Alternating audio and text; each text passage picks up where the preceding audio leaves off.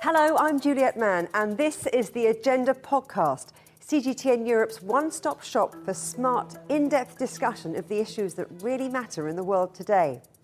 World leaders, scientists and environmentalists gather in the United Arab Emirates for the latest UN climate conference, COP28. And far from hitting the planned 1.5-degree warming, the United Nations has warned that the world could be facing what it called a hellish 3 degrees if urgent action isn't taken. So can COP28 deliver where so many other gatherings appear to have failed? Joining me now is Kevin Conrad, the Executive Director of the Coalition for Rainforest Nations. Thanks for coming on the agenda. Kevin, what do you think that the best thing is that can come out of COP28?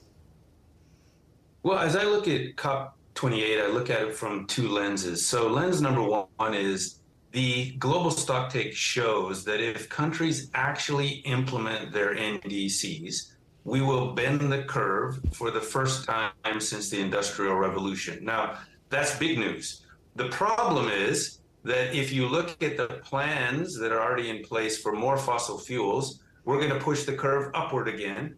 And if you look at the finance that's been mobilized to bend the curve, it's woefully insufficient. So the plans are good, but we've got to execute, and that's the challenge.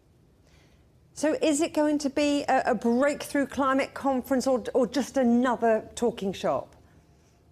Well, I think we've got to look to the COP president for leadership. So talking the talk is one thing, but you've got to walk the walk. So this COP president is also the head of ADNOC, which is one of the largest energy companies. So what is their plan to actually reduce production to match the science? And if they take the leadership, maybe we can talk to other energy companies about doing the same. So if this is just another talk fest, we're going to fail. If this is a chance for actual leadership from the energy producers, that could be very, very interesting. You talk about the energy producers, but there really does seem to be much more of a focus on the private sector, certainly in the build-up and the run-up to this COP. There's been a lot of engagement with oil and gas, also with the renewable sector. So what really needs to happen to get the private sector engaged and moving? Well, I think it's going to be regulation. The voluntary markets have failed us. They failed us from atmospheric integrity, but they've also failed us in scaling. After 20 years, the voluntary markets, which the corporates seem to favor, haven't even covered 1% of global emissions when it comes to actual cancellations of credits. So we need regulation, and that's where governments need to step up. They need to step up and implement the Paris Agreement. We have a global accounting system. We have a set of standards which are agreed by all countries, and we don't have another chance. If the Paris Agreement doesn't work, we're going to be at 5 degrees. So you want regulation, but what activists, what critics, and the head of the United Nations really want is phase out of fossil fuels, the fossil fuels that cause climate change. Are we any closer to that becoming a reality? That's the problem is, if you ask for voluntary phase out, largely of publicly traded companies, they have a hard time with their shareholders. How do we do this in a way and we still deliver profits to you? That's where we need regulation, where a company can say, listen, I'm now regulated and I'm doing my best to deliver profits to you in a new world, which is a transition to renewables. You're just not going to get it done voluntarily. So corporates need to be regulated, otherwise we will fail. Now, there's a requirement at these climate talks for everything to be unanimous, to be decided by consensus. So if one country thinks another way, then nothing's going to move forward. Where do you think that the resistance is likely to come from this time? Well, the sort of consensus is a double-edged sword, right? So consensus also allows small island states not to be left behind when there are massive economies that are just trying to push forward and ignore the most vulnerable. But, consensus also works the other way. If a large bloc of countries wants to slow something down, they can. And that's where I think the transparency and the news coverage that allows us to identify the real issues, in many cases, that helps relieve any tendency to use consensus to block. So, consensus is a double-edged sword. It does really good work, and it can also be used to disadvantage, and that's where we've got to have transparency. You also mentioned finances. I mean, do you worry that financial aid from the rich nations to the global south is going to continue to fall short? Look, the $100 billion goal was put forward by Gordon Brown in 2009. I was there. I remember it. And there was nothing behind it other than it sounded impressive at the time. Now we have a global stocktake. The global stocktake tells us that we have potential to bend the curve. If we don't, we have tensions pushing back against that, which are very real. And climate finance needs to match the goals that we set out under the global stocktake. And it needs to empower ambition. So finance needs to scale up dramatically, otherwise we'll fail. Let's talk about another area of your expertise, reforestation. Yep. We need to keep the rainforest standing if we're going to slow the climate emergency. Is the world doing enough? Not even close. Now, if you look at developing countries, they actually have been walking the talk, meaning they have promised to reduce emissions, and they've done it. I mean, if you look at Indonesia, they've reduced emissions from deforestation by 50%. Papua New Guinea reduced emissions by 50%. In Papua New Guinea's case, not 1 cent of global finance has come in to support those efforts. And guess what? Without finance, emissions go back up. So finance for developing countries is critical. And it's critical, and the issue of REDD Plus, or the REDD Plus mechanism, Article 5, shows it. 13 gigatons of emission reductions from developing countries, and only 4% of those emission reductions have been paid for. Now, Kenya has announced a tree planting initiative. They're planting 15 billion trees in the next decade, and they've even given the country a special holiday for planting. Is that the kind of thing that all governments need to put into practice and to embrace? Well, we need to stop deforestation first. A healthy forest keeps trees growing. There's a lot of question about planting trees as to whether they're even going to survive, whether they're going to actually reduce the emissions or remove the emissions that are planned. At the same time, we're losing forests dramatically. So we've got to stop deforestation first. There's much more forest in standing forest, much more carbon in standing forest than ever we're going to get by planting. Now, planting is a good thing, but in Kenya's case, they're still deforesting. So, how do you add that up? Deforesting carbon-rich forests and planting sparse reforestation projects isn't going to get the job done. So there are lots of complications, lots of contradictions in this whole climate debate. This is something I want to pick up on that you mentioned earlier. The COP28 president is an oil boss. The talks Yes. are being hosted by petrostate, United Arab Emirates. How might that affect the potential outcome? If the president backs up his talk with actual emission reductions in the company he runs, then you have a leader talking and walking, and that's what we need to see. So far, I've heard a lot of excellent words, but I haven't seen the commitment from the state itself. And that's what we need to see. We need to see countries that have NDCs that are aligned with the science, that are actually implementing those NDCs with the ambition, the speed, and the scale that 1.5 degrees requires. And right now, those are far and few between. You mentioned that 1.5 degrees. Is it still achievable, or is it time to say, right, we can't do it, we need to mitigate? Well, that's the beautiful thing about our Earth, which is it has a tendency to recover in many ways. So, if we overshoot 1.5 a little bit and we keep working with our natural, nature and supporting nature and its ability to remove carbon, we can get back. But, let's focus on not blowing through that boundary. And it's tough. I mean, let me just give you an example.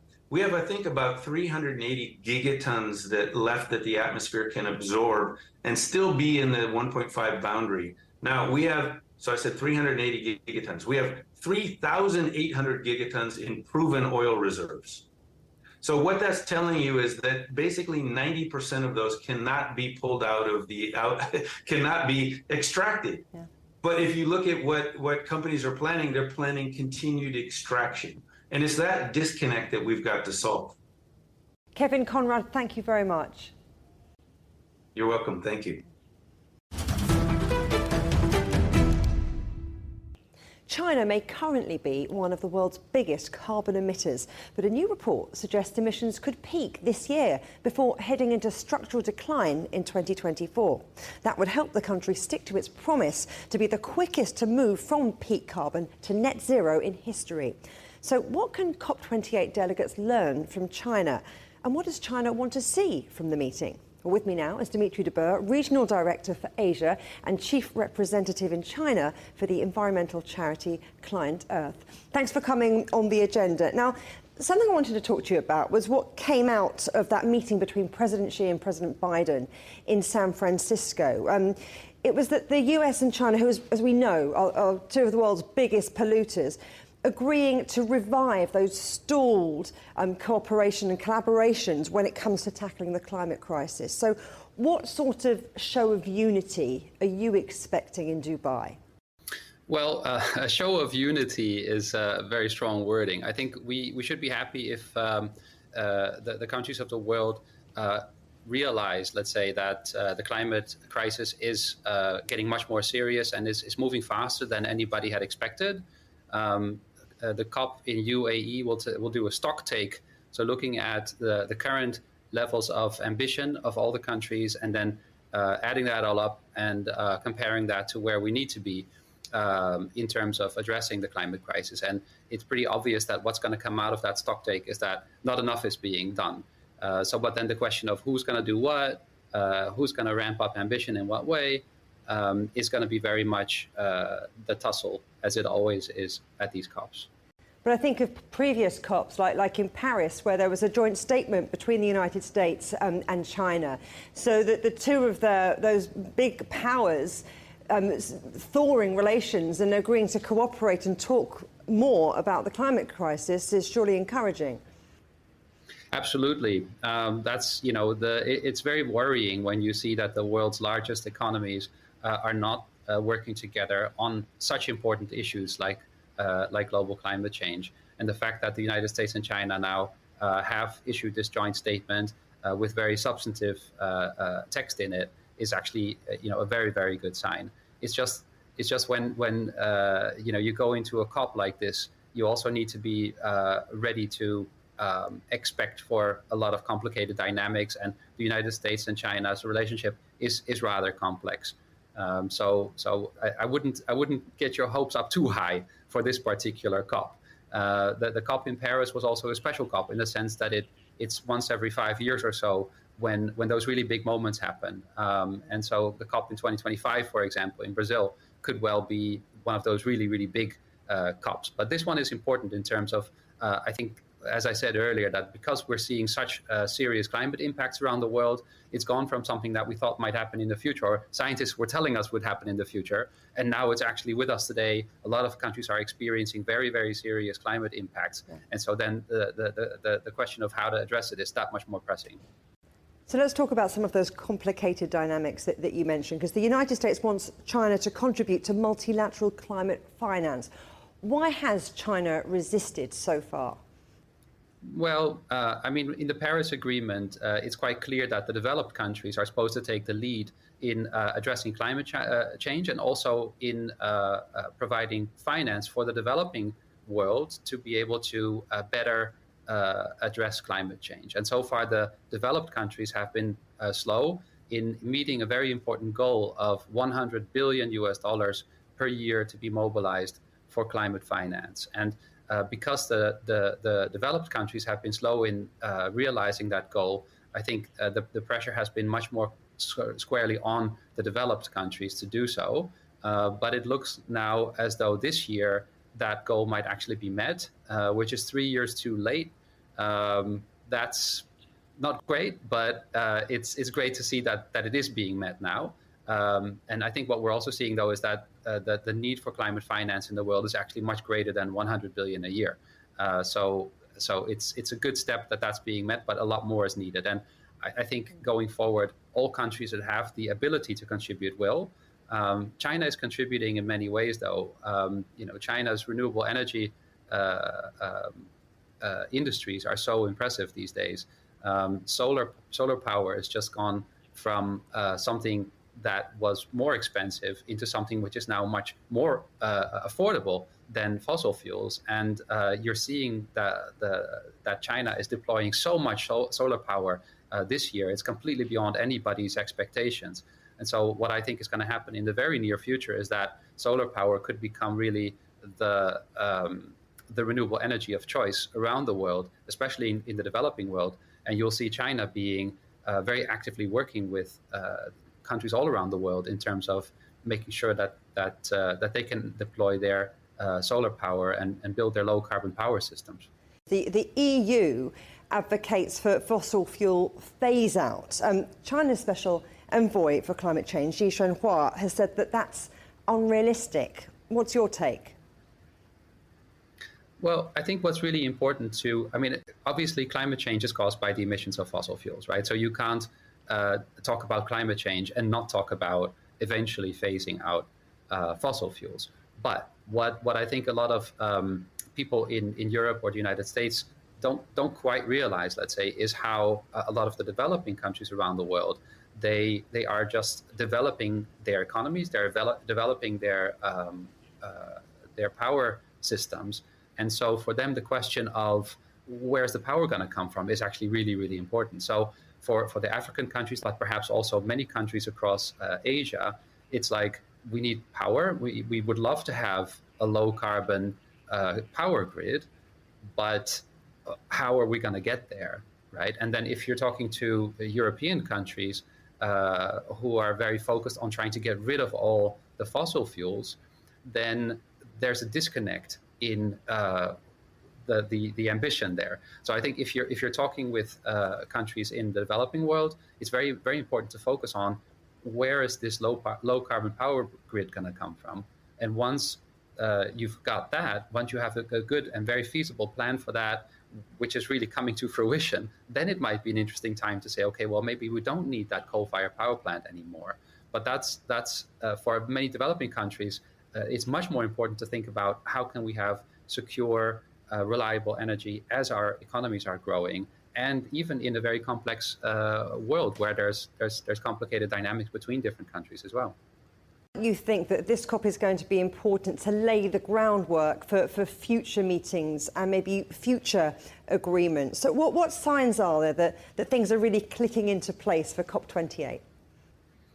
Well, I think the most important shift that we're seeing, and especially China's role here, in terms of the way China deals with the rest of the world. So within China, I mentioned that the deployment of renewables is going much faster than anybody had expected. That is going to change the pace at which China can actually realize its energy transition. So that's a really important big piece of progress. But the way China deals with the rest of the world is also changing. So where previously in the Belt and Road Initiative, a lot of the focus was on large power investments, large infrastructure projects, that's now shifting very quickly to a focus on green energy and projects which are more sustainable.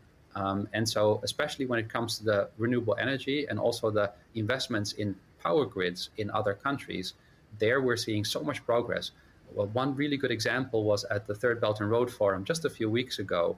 The president of Indonesia and President Xi had a meeting in which they discussed renewable energy cooperation, and Indonesia received MOUs, so agreements with Chinese companies to the value of $54 billion US, which are focused on producing solar PV, on storage solutions, so power storage.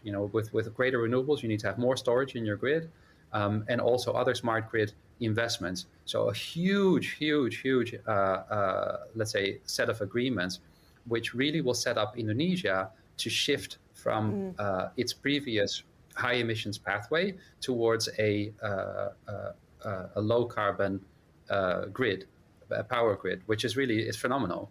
So the way China worked with Indonesia there should set a really good example for other countries as they are thinking about their own transitions. And I think this COP is an important moment in that regard. China has really started to demonstrate that it really is fully behind this Green Belt and Road model. And so other countries will be saying, we also want what Indonesia got. Who should we talk to? Dimitri de Boer, thank you very much. Thank you.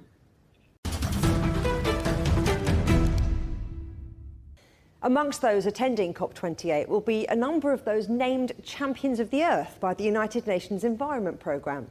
One of this year's winners was the Ellen MacArthur Foundation, and its CEO, Andrew Morlet, joins me now. Andrew, tell us a little bit about the foundation and its role in the green transition.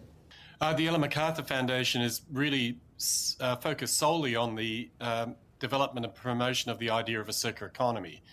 So we work with many businesses, leading businesses around the world, many innovators, many governments and cities, policymakers, and we've worked over the last 10 years undertaking a range of research projects, but also working with the actors in the system to develop solutions and to drive towards both reducing waste and pollution and also regenerating nature by design. What do you see as the clear priorities for COP28? Well, I think the clear priority overall is to move to action faster and at a much greater scale and pace. For us at the Foundation, what we're really keen to do is to demonstrate the linkage between the idea of a circular economy and reducing the energy demand of the system. Most of COP is focused, I think, on the idea of renewable energy promotion and energy efficiency, which is super important. In recent years, it's broadened out to other topics as well. But what we're keen to help people understand is that the way in which we make and use things, including food, has a huge impact on the energy demand, on the CO2 emissions. And so we hope that this year there'll be increased focus on that and system solutions rather than just mitigation actions. And let's talk about your push for the circular economy. You talk about moving from take, make and waste to eliminate, circulate, regenerate. So what does the circular economy really look like to you? Well, I think we see many examples of the circular economy in action now. We just need to bring them to scale. The idea is really through designing into the economy these ideas, we can keep materials in the system longer, so we can keep products in use longer, we can repair, remanufacture, recycle, and design for that right at the outset. So we really are keeping what we put in the economy in use at high productivity for much longer. And that has multiple benefits. It reduces the demand for new raw materials, which leaves space for nature. We're not extracting raw materials at the same intensity. We keep the energy that we put into making these products in use. So we actually really capture the embedded energy that goes into making things, and we keep them in use longer. And if we're clever about this, we can actually start to design into the economy ways that are pro-nature, that are nature positive by design. You mentioned there are some clever ways that it's already happening. So tell me a little bit, give me some real examples of companies and countries and regions that are putting the circular economy into motion. Well, we see really quite a few leading global companies now investing significantly in new forms of regenerative agriculture investment. So they're actually looking at the way in which they are designing food and working with their supply chains and the farmers, in fact, to put in place regenerative practices. And this is a really important development, because we're seeing the demand signals for new forms of agriculture that sequester more carbon, that are pro-biodiversity, that have more positive impacts on water. So this is an example of how you can build into the economy nature positive intent. Nestle is doing a lot of work in this field in many markets, working with farmers. PepsiCo, Walmart. I mean, there are numerous examples and more coming. Unilever, Danone, in the food space. We're starting to see the fashion players wake up to this as well and think about how they can work both with more circularity, new business models, but also designing for the materials that they use in their fashions. So I think what's important that these innovative actors and the examples, both for the big players and for the small players, need to find ways to scale. So they're competing at the moment against many other organisations that aren't doing this and who are just continuing to apply extractive economic practices in a way that which makes the playing field very uneven. So you've got companies investing and looking to do these regenerative practices, and for good reason, because it gives them long-term supply certainty and more resilience in their supply chains.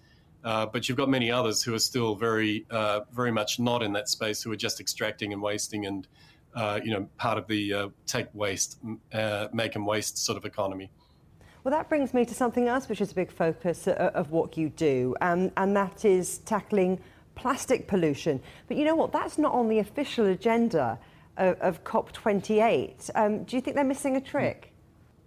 Well, I think the topic, as I said, for COP28 in general, that elevating the topic of how the way in which we make and use things, including food, is a really crucial part of the climate agenda. In fact, work that we've done and others show that in order to reach the 1.5 degree target, the solutions in the real economy, the way which we make and use things, represent about 45% of the solution space. The energy transition to renewables and efficiency is the other 55. So, plastics is an important part of that. And for us, plastics is a demonstration case because it's so ubiquitous. Everybody around the world is exposed to plastics every single day, particularly plastics packaging. And I think what's interesting is that if we can move on this topic, which clearly links to the energy agenda as well. For example, in the companies that we're working with in the global commitment, they're vastly exceeding the use of recycled content compared to those that aren't signatories. And in fact, they've increased their recycled content to the extent that it's in effect taken a barrel of oil off the market every 2 seconds. So you can see the linkage between materials and products and the energy impact that they have. And I think that's the trick we need to get a bit more focus on at COP this year. Andrew Morlet, thank you very much. You're welcome.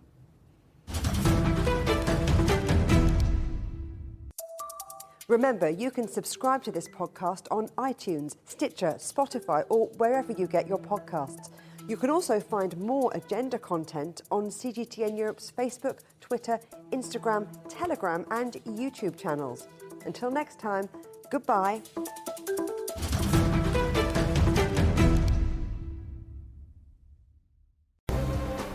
The most interesting questions. Are there other living beings beyond Earth? Will man or machine be in charge? Great question. Always have more than one answer. Well, hold on, let me just draw up a list. And always come from more than one person. That's where the credibility lies. The concept of having a machinery which is alive and evolving didn't wait for us. The end of inequality of incomes and wealth around the world, can you imagine how difficult that is at the moment to achieve?